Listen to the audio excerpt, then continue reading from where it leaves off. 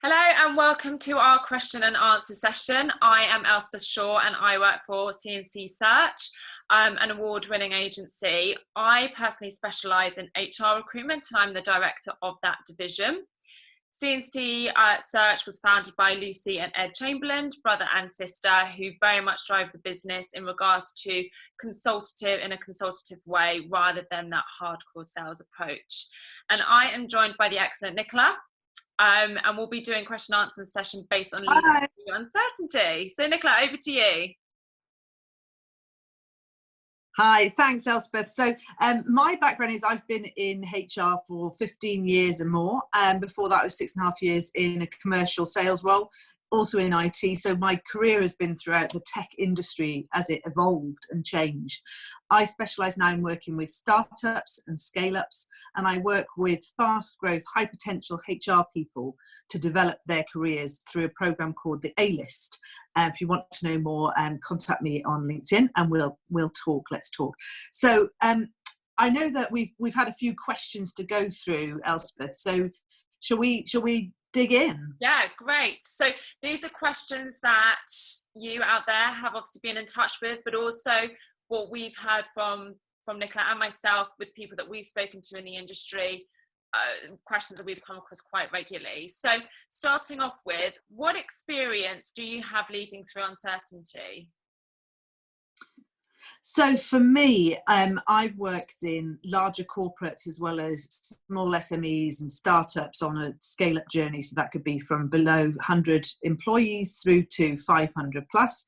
And I've experienced working through restructures, through redundancy projects, small and large, cultural change of leadership, which is significant times of uncertainty, project downturn in a global project management organisation where it put at risk hundreds and hundreds of people's roles, and meaning reallocation of skills and some redundancy.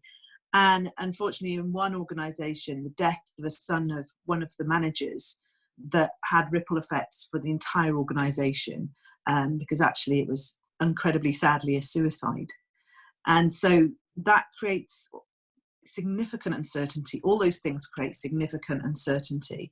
So it's been quite wide ranging really, Elspeth, in what I've experienced. Yeah. And that's awful in regards to the son. And it's interesting how you say that can have such a rippling effect across a whole business rather than just an individual. I do personally, it can go from the smallest thing of someone coming in who's having a bad day, that can actually have a rippling effect just within the team. So it's interesting how morale can change quite quickly and can affect everyone else around you. On to question 2. So what challenges are you seeing that businesses face in the current uncertainty? So if I can perhaps just add on that last point, what I just want to say is, on reflection, I think there's a lot there, which probably leads into the next question and things we'll discuss, but just to set the scene, there's a lot there about, if I think about what I learn, it's the most important thing is about being real. And I think a lot of people, I'm sure we do as well, but a lot of people are feeling quite anxious and feel quite unnerved by the future and by the current situation. And to differing degrees, it's not that one is more important or more significant than another. When we feel fear and we feel afraid, that's very real for all of us. And in all these circumstances that I mentioned that I've been supporting people through, they're all equally difficult, and not equally, they're difficult in their own ways. Yeah. And what I've learned is being very real with that and really connecting as a human, not hiding from that humanity and that emotion. And there'll be times that we all just go, I don't know what to do. That example with that manager, which was, to this day when I think about it, it really impacts me, because we all cared so much about that manager and his family, and we knew the individual, and it makes you realise, no matter how we're operating, and I think this resonates with now, we go through life operating as like business people, going through the motions and tick, tick, tick, and we go through our routine, and then things like the current situation, and it makes us all go, whoa, like this is a whole new reality. So the really important thing I took from that is really feeling how we feel, not running away from that, and admitting when you don't have the answer. Because lots of the times where I've been dealing with redundancy and things like that, and people say, well, you know, what's happening next? And actually, I think it's really important to be human in that and saying, look, I don't have the answer right now. You know, what will this mean for me? I don't have the answer right now. And I think to say to ourselves also sometimes when we're asking all those questions, like, what's this going to mean? What's this going to mean? Yeah, I don't have the answer right now. Just to ground yourself with saying that, I think can be really helpful. Yeah. So sorry, what challenges have I seen that are happening currently? Yes, yeah. So the challenges that I see really are, they go from the macro to the micro. So from a macro point of view, the viability of the future business. So some organisations, hopefully none of people of you that are listening, but if that is you, I really do feel for you. It's so difficult because this is an economic impact on a global scale that nobody could have foreseen, apart from Bill Gates apparently. The impact is massive and it's a lot that we can't control. So some of it is the viability of the future business. Some of it is funding decisions at a corporate level. So how do they fund their business? And I know you've mentioned, Elspeth, that perhaps quite a lot of people who might be listening to this might be on furlough. So that's one of the funding options for a business to keep going, but to get additional funding from the government so that they can fund roles going forward, so they're protecting employment for people. I think people are seeing the challenges of a complete shutdown of pipeline in terms of potential future business. I work with and know a number of recruiters, for example, and I know that some recruitment companies have gone under because this has meant like such significant slowdown in recruitment, which is understandable, and so it has a ripple effect. And also certain pipelines in terms of purchasing, it will slow things down from public sector through private sector across the board. I think also then there's very real human challenges of illness of employees, risk of infection across the workforce. So I was talking to one large corporate financial institution before this broke, and they were splitting their workforce between offices, which I thought was a very sensible approach, is saying 50% of every team will stay here in the city, 50% will be out in Essex, and we're going to split that so that if there is infection, we're trying to mitigate the risk. Yes. And I imagine lots of your customers have had to do. We had a couple of clients who did that, who spread out the workforce to work in remote offices, or either do it on a shift basis so that 2 days a week, one team will work from home and then switch it around, just so that there wasn't that, not everyone being in the same room at the same time. Yeah. Managing exposure has obviously been a critical, focus for people. I think then the operational challenges that I'm sure people listening are all too familiar with at the moment, of managing ways of working, of skill or lack thereof of leaders to manage remotely. I think that's, the whole remote working piece is all over LinkedIn, it's all over social media. Yes. We're all finding our way with that, but I think that's a very practical, real challenge that businesses are facing. I think it's quite interesting what you said at the answer to the beginning of that question, and I want to add, everything happened so quickly, but not just to a small group of people. It happened so quickly to everyone. And from a work perspective and from a personal perspective, I remember I left the office 2 weeks ago, leaving the office on Friday to go to Canada. By the time that obviously didn't happen, and everyone was working from home in such a short amount of time. I think it's trying to, you said, be real with people as well, manage expectations, that it's not just you, it's all of us. We're all in the same boat going through this transition period. Then that kind of leads me on to the next question. What would you advise to HR people and business leaders to be, first of all, considering? Okay. I think the considerations need to be, I'm a big advocate, and it's something I mentioned, the A-list. We work on the A-list about developing commercial and strategic mindset. Yeah. So I would always start with that. So the commercial mindset is about how do we manage risk and how do we manage cost? Yeah. So options to manage cost are around furlough. So some people may be more than familiar with that on a personal level at the moment. So that's where I think, you know, you've talked to a number of clients about it too, Elspeth, but that's where you can get up to 80% salary, up to £2,500 a month, from 1st of March through to 1st of June. That means the employee does not work, but the government pays up to 2,500% or 80% of the salary. Now, there's an uncapped number of employees that can be claimed for that, but the key thing there is timing. So it's from the 1st of March to the 1st of June currently. So employees only will, will only, you know when your brain goes, will only qualify, that's the word, qualify for up to 1st of June at the moment. So furlough is the first one to think of. The second one is layoff. Layoff, I think, like, we have this general term like, oh, this company's laying off, and it means that people get confused. Does it mean redundancy or not? It actually doesn't mean redundancy. Layoff is a very specific contractual term that if it is in your contracts, it was in old-fashioned contracts. If your contracts in your companies have been written more recently, it may not be in them, but it may still be. So just look particularly for a clause referring to layoff. And it means that you can pay short hours up to £29 per day, which is a statutory amount, which helps you reduce the cost for the business. But it needs to be in your contracts for you to do that. Thirdly is thinking about payout. So if a contract allows, again, you need to check, you can reduce pay with notice.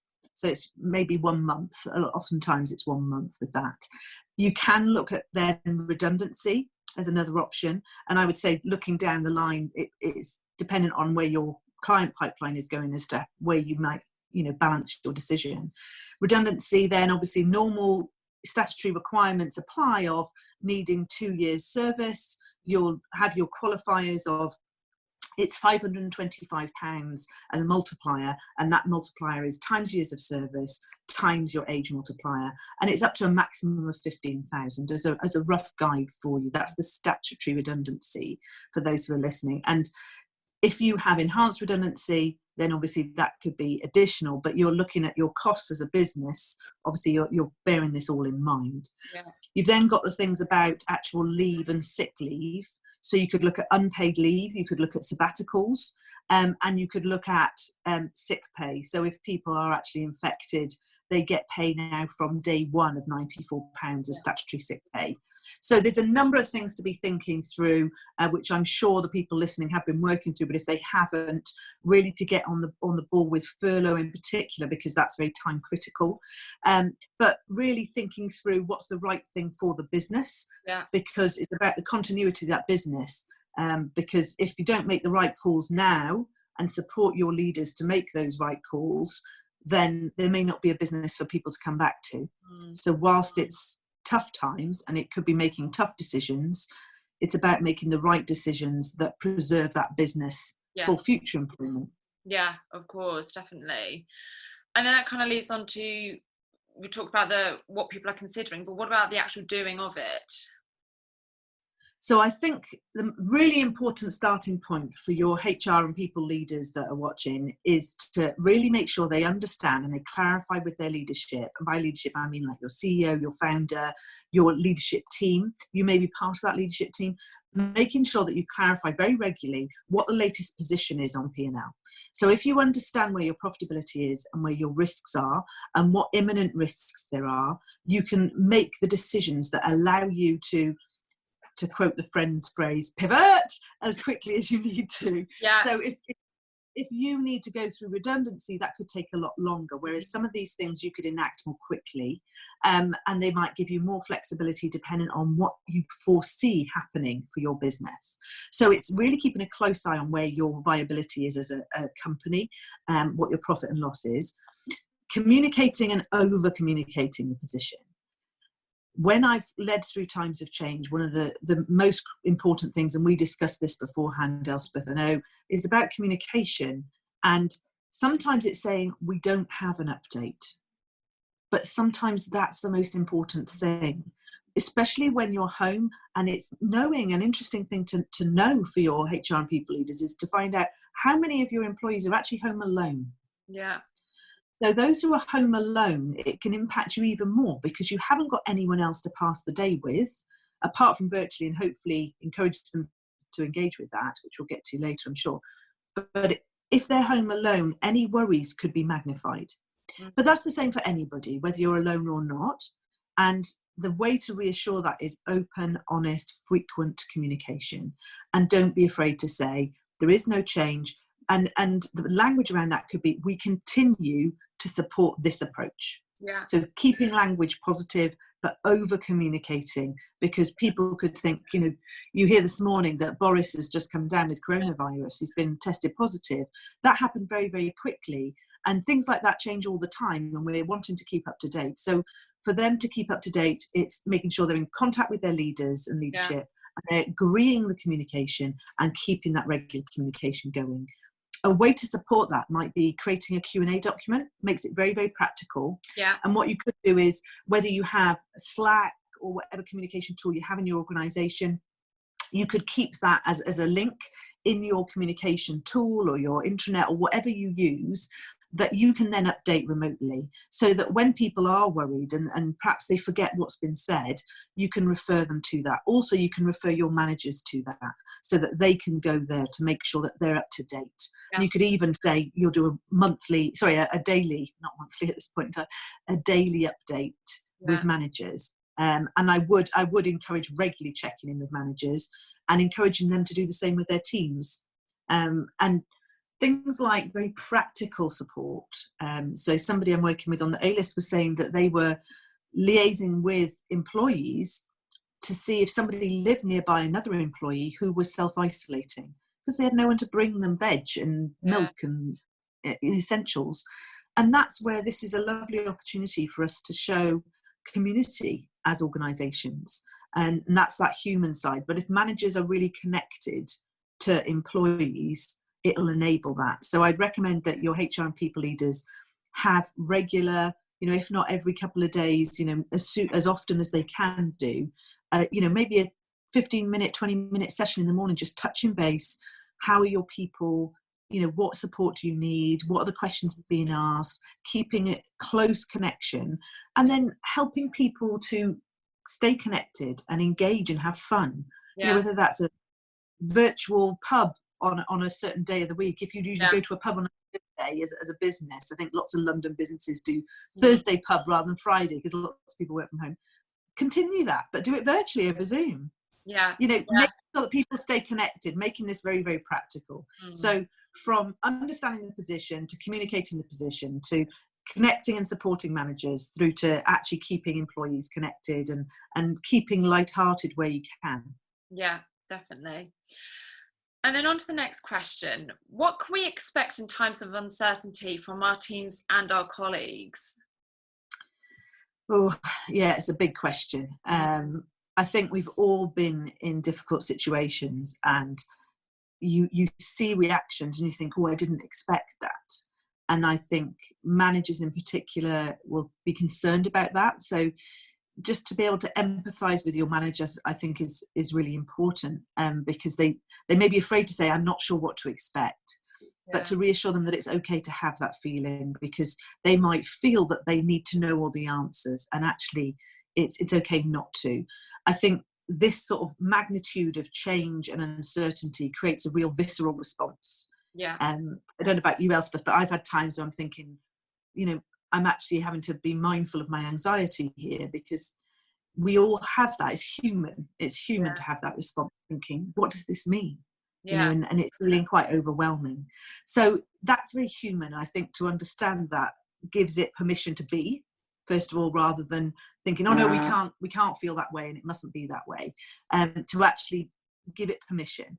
But you can get quite extreme reactions. So it can be panic, it could be overwhelm, it could be grief, it could be depression, low mood. All of this is very human. It's really important for us as HR and people leaders and our managers to understand what is going on for that person, in terms of, are they feeling angry? Are they feeling upset? And allow them to feel that way. It's a really challenging thing to do, but this is where I think it's really important to use a coaching approach, because it's not about saying, oh, well, we've got to all be positive. I think there's a lot of talk at the moment, isn't there, about let's all be positive, let's see the positives of this. And I'm all for moving forward, but it's a very important stage that if we miss it, I think it can create a lot of problems down the line for us personally and corporately. If we don't acknowledge this is difficult. If you try and jump to let's make the most of it, people, I think we all intrinsically feel there's a disconnect. It doesn't feel real, it doesn't feel authentic, and that's because there's a thing in us psychologically. I'm doing a remote study with Yale at the moment, using some of my downtime in isolation to do some self-study, and it's been reinforced by that. And understanding that we need to acknowledge how we feel. So acknowledging how we feel and connecting with people how they feel and allowing them to feel that way. If they feel angry, it's okay to feel angry. If you feel overwhelmed, it's okay to feel overwhelmed. And a phrase that I encourage managers to use is, that's a really reasonable response. That's a very human response given our current situation. It's not saying it's right or wrong, it's saying that's a very reasonable, proportionate response. And it allows people to calm. So using a coaching approach is really, really important, I think, for managers. And by that I mean asking questions and listening and being very, very present with people. That sense of, I am here for you. And that needs time. So managers need to allocate time for that. Giving their managers resources as well, I think, can help. So making sure that all managers know what the employee assistance program is and what it offers. And if you have enhanced medical support, medical insurance for your employees, and that offers additional, for example, counselling, or you have Sanctus or anything like that as part of your program, Sanctus is mental health coaching, then you can offer that proactively. So make sure your managers are up to date, and you can even put it in your Q&A document that people can find links for themselves to support that. But most importantly, allowing people to feel how they feel. I completely agree. And I think it's quite interesting. Sometimes it's the people that you least expect are actually the ones who sometimes react the most. And sometimes it's, or how do you manage that? Because I've never experienced this with this individual before. They've never been like this. How do I then adapt and, listen to them rather than me speaking at them and telling them, I have to adapt to who they are on an individual basis? It's so true, Elspeth. Sometimes we think like, oh, that person's so strong. That's the most common thing I hear. I imagine that's what you're alluding to. When we like, oh, so-and-so's so strong, they'll get through this, they'll be good. And the reason is that from a psychological point of view, we often have a driver. I'm one of those people that is to be strong and to try hard. And those are psychological drivers under Jungian psychology. And it's saying that we are the type of people who are motivated by constantly saying to ourselves, I mustn't show emotion, I must try hard. I mustn't show emotion, I've got to be strong. Other people are allowed to show emotion, but not me. And when we tell ourselves those things, it means that people will never see that side of us. It's still there, but it's not shown. And it's not shown until right at the point of breakpoint. So you're right at that point of actually just going over the cliff that people see. So really important. So thanks for mentioning that, because I think managers need to preempt that of thinking, just, let's not make assumptions. Just because someone's usually very strong, that doesn't mean that they will be in this situation, and it's okay. It's human to be. Definitely. So going on to the next question, we are in a very unique situation at the moment in the UK, but specifically, we're all working from home. None of us really are based in the office. We're not doing our usual commute in the morning, getting on the train or walking to the bus or hopping onto the tube. So what challenges are we coming across working from home? I think, that's the big, $1 million question at the moment around, what are the challenges and how do we deal with them? My take on that is, I think there's sort of corporate challenges, infrastructure challenges, and then I think there's individual challenges. So if I take them in that order, I think the very real infrastructure challenge is that of the systems that we use to support people working from home. The challenges can be around bandwidth, because whilst lots of our organisations say that we support remote working, it hasn't been on this scale. Yeah. And sometimes it's been that we support it, but it's ad hoc. So this is, sorry to use the word, but this is unprecedented. And so we've now got the volume of people working, maybe using things mostly, I imagine, on cloud basis. Yeah. So they're needing to use internet to connect to work systems, and that's putting a strain on the bandwidth that is needed. It could also be the very real necessity for laptops. Some people may have only had a desktop. And one person I know, a friend of mine, actually works for a luxury taxi, shall we say, luxury driving service. And he had to travel into central London yesterday because they'd run out of laptops. And there weren't enough laptops that had been available. So he had to go in, physically get the devices and program them to get them ready. And I imagine that's the challenge of lots of help desk support people, because this is on a scale that hasn't been seen before. I think the bandwidth and making sure that people can continue to support the volume of people dialing in at the same time is a challenge. And then the actual physical devices, and also the security of all of this. Yes. So for some of clients, I'm sure you've got, financial institutions, there's certain systems that have been operated on desktop for security reasons. And those are encoded with certain encryption. And so making sure that encryption and habits are also followed. So I think this is an important point for HR and people leaders to reinforce with and through managers around: do not use personal email, do not share data. If that is a concern for your organisation, make your communication really clear on it, because the challenges could mean that, with the best of intentions, people try and solve the problem by using their Google Mail. Very different security levels than what might be in your company setup. So make sure that communication is key. I think the other part on a personal level is that we struggle with the actual flexibility for ourselves, because we can then get out of sync with what our normal day is, and we don't have structure and focus. So it's really important that we have structure as we go through our days. And I think it's important that managers are communicating clearly what is expected of people. So making tasks, I saw something the other day, and I thought it was such a useful piece of advice: break tasks down into small things, and talk about the what that you're trying to achieve, not the how. So, which is general advice anyway, but really reinforce, this is what we need to achieve by this time, but make it really tangible, because particularly when people are working in times of uncertainty, they might feel overwhelmed by something that drags over weeks. So if you say, right, in the next few days, by Thursday, we need to achieve this. Can you let me know, any challenges about that and any support you need?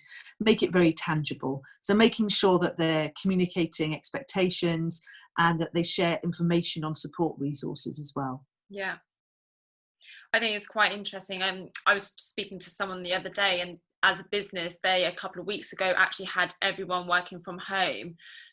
Yes, obviously health is one key thing, but actually purely to see if their system could cope with that many people working on the server at one time remotely. Because as you said, it's something. And how did it go? It's never been done. Luckily, they said it went well, but you just don't know, do you, until you actually have to trial something out. Businesses aren't structured upon, great, everyone's going to work remotely. It's all structured with an office space and desktop computers. And again, that sort of relates to the laptop situation as well. I know for us personally, everyone has a desktop in my office. So we actually, had to go around. We have a great administrator who went around checking that everyone had a laptop. Everyone brought their laptops in before, just to make sure that everyone could log onto the server correctly and that there wasn't any IT issues. So almost preempting those potential issues before obviously everyone getting home, and then be like, oh gosh, okay, actually my laptop doesn't work properly, I can't connect. So yeah, it's almost sort of that's great. And I think the other thing is about this whole remote nature of working.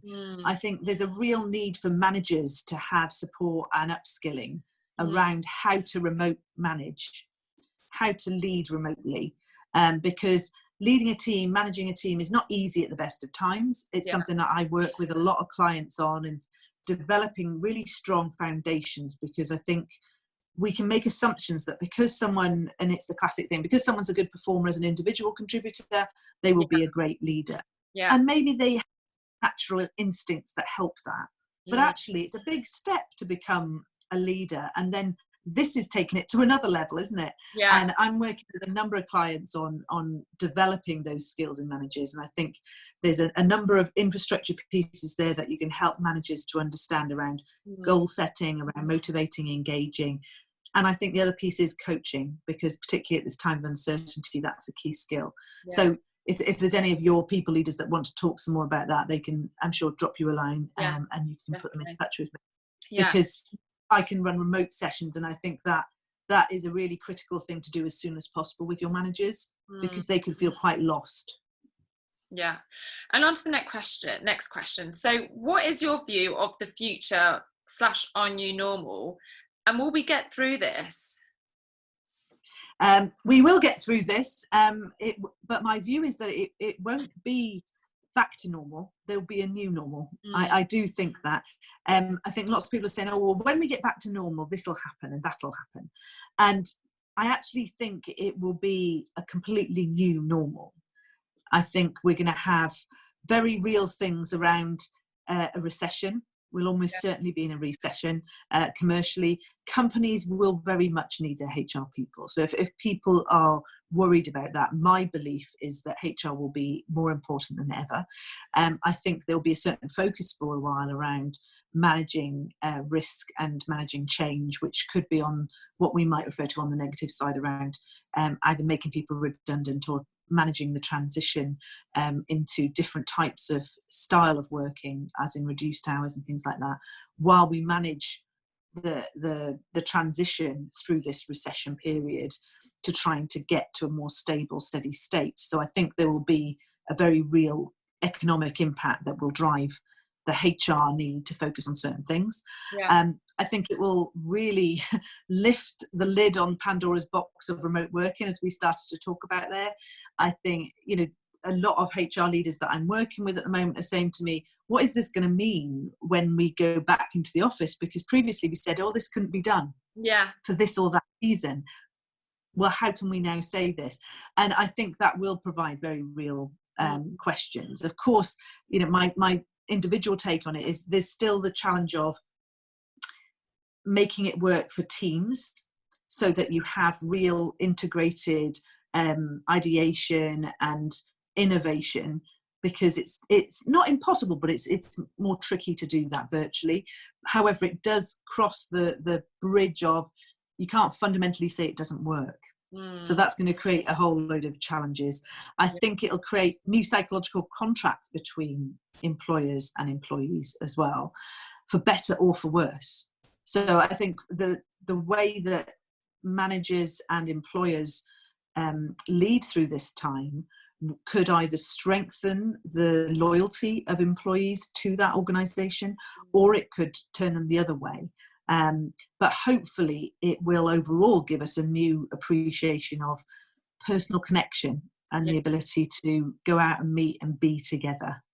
So I think that'll be an interesting take on the flexible working and remote working. So that was because obviously before this whole epidemic happened, flexible working was a big topic that was being spoken about within organisations, and obviously allowing people to have that flexible working hours. And I think, as you said, we're not going to go back to how it was. There is going to be a new normal, and people adapting where they've initially said, no, we're not able to support this as an organisation. Well, actually, we've all had to. So what new things will be implemented in the future? Yeah, I think it'll just be interesting. It'll be interesting to deal with that challenge, but it'll also be interesting to see how many people want to do it, because depending on how long this goes on for, it could be that, like, if I have to spend one more hour in my house, I'm going to lose it. So it could be that people want to go back, because I don't know about you, but I'm missing being in central London. I can't wait to get back into the office. I'm going to be on the first train in the morning, straight back into the office. And I think it's just working with Yeah. everyone again. And sort of, I personally can't wait to go back into the office, and we're not even a week in yet. But yes. Yeah. So that sense of connection, I think we're missing that sense of connection, and we can achieve that to a degree virtually, but depending on how long this goes on for, let's see how people come out of it the other side, because our concerns about everybody wanting to work remotely, actually it might not come out that way for a different reason. Yeah. And then on to our final question. So how can we help ourselves in these times of uncertainty? So I think we touched on this earlier about people, when we work from home, we can lose a sense of structure. And it's really important that we keep an eye on two things, I think, when we are in these times, and particularly working from home. Having worked from home, working for myself for a few years now, the really, really important thing is routine, and the other thing is purpose. So routine, for me, I can only say what works for me. So for me, it's getting up, showered and dressed as if I'm going to a meeting. Now, I work with startups and scale-ups, so I'm here in jeans because that is what we wear in startups. But wearing, to a certain degree, what you would wear to the office can help your mindset. I believe that mindset drives behaviour, and I think it's really important to do that. Whatever works for you. If you are able to operate in the same mindset in your pyjamas, you're cool.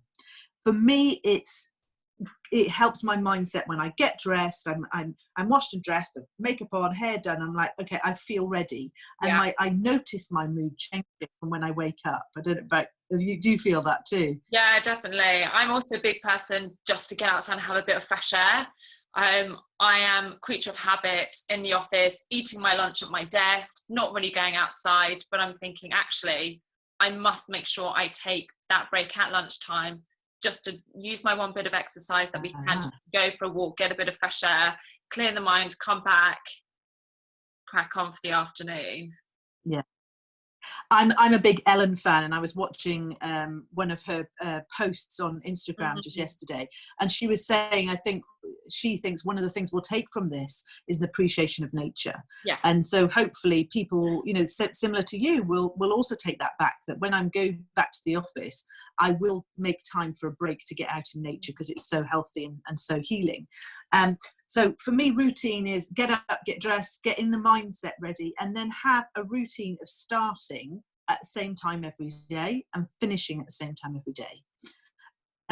For those who have children, you might have to plan around that, particularly at this time, that you might agree with your organisation, and for HR and people leaders, preempt this and promote this, because this can really help, as I was alluding to, a positive, loyal psychological contract by saying, we understand you'll need to spend X amount of time with your children. Either, it could be that you say, look, take the time you need.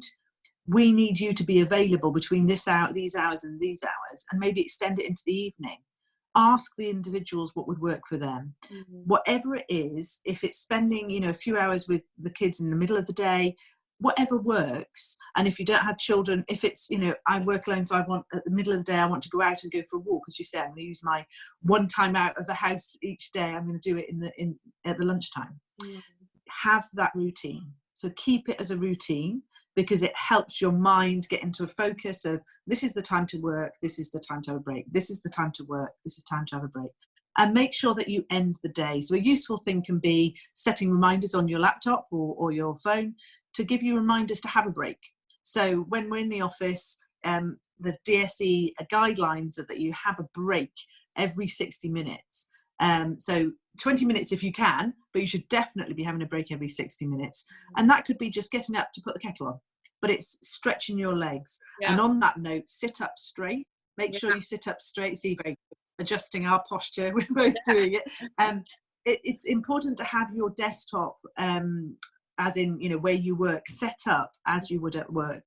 So just sitting on the sofa is not a good idea. Doing that for an hour, maybe. Doing it for long periods of time, no. You will actually hurt your back. You will likely hurt your neck as well. And you could develop things like RSI because you're not sitting properly. So think of that, but build that into your routine, that you have an area that you go to work at. Then at the end of the day, you stop, you know, close the laptop lid and you walk away. Really important to do that. Yeah. And then in terms of purpose, have one thing every day that you do. So I have these lovely little pads that I got from the Blurt Foundation. Have you heard of them? No, I've not heard of them. They're support for people who have depression or who are struggling. They do something which is really lovely called a Blurt box.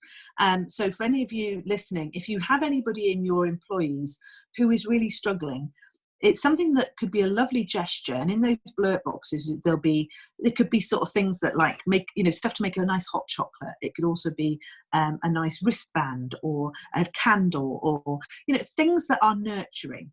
And also some reading material. So this is from them, and this is called What One Thing. So it says on it, today's one very important thing, celebrate every tiny victory. So I have something every day that I focus on because that gives me purpose. And I say, right, this is my one thing. And then, I don't know about you, but I love ticking things off.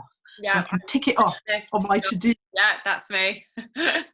That is what drives purpose, because what we can do is, particularly at the moment where it feels a bit like that between Christmas and New Year thing, doesn't it? When it's like, what day is it? I don't know, what day is it? And when you lose that structure, you lose that sense of purpose and sense of achievement. So giving yourself a focus for each day helps you feel like, if nothing else, I can achieve that. And also not having a huge long to-do list, but making sure that if you don't achieve everything that needs to be done, or so you thought, but you achieve your one thing, you know that you had purpose.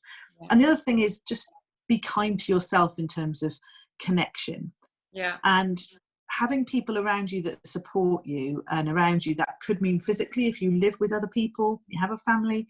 If you don't, even more important to connect virtually, but to have people you trust who you can just say, I'm having a tough day. It's really important to be able to just message someone and say, you know, can we just jump on a video call, you know, and just go, I'm really struggling. Because you feel less alone, and even that sense of feeling less alone could be really helpful.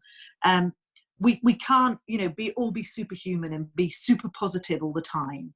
And it's okay not to be. You know, if we have one day a week where we're Superman or Superwoman, I think that's a good outcome. Perfect. Well, thank you so much, Nicola. It's been great speaking to you. Obviously, for any of you out there who have any questions, me and Nicola would definitely be on hand to answer any questions they have. And I think we are looking to do a follow-up session as well, potentially, depending how this goes, another video session together. Yeah, so I'm looking forward to be able to work more with you, Elspeth, with your HR and people leaders. Because as I say, I run my HR program, and what we're thinking about doing, so if people can let us know if that be of interest, is a session about an introduction to being more strategic and commercial as a HR leader. So let us know if that be of interest. For me, as a final sign off, I'd like to say thank you to CNC, and thank you to you, Elspeth, for running this with me. I'm going to be running a webinar on the 14th of April with We Are the City around toxicity. And it's toxicity, how to spot it, how to avoid it, how to survive it, and how to escape it. So if that's of interest, have a look on my LinkedIn. But nice to meet you all, and hopefully see you all again. And thank you, Elspeth. Thank you very much, Nicola. Thank you. Bye. Great. So, does that stop?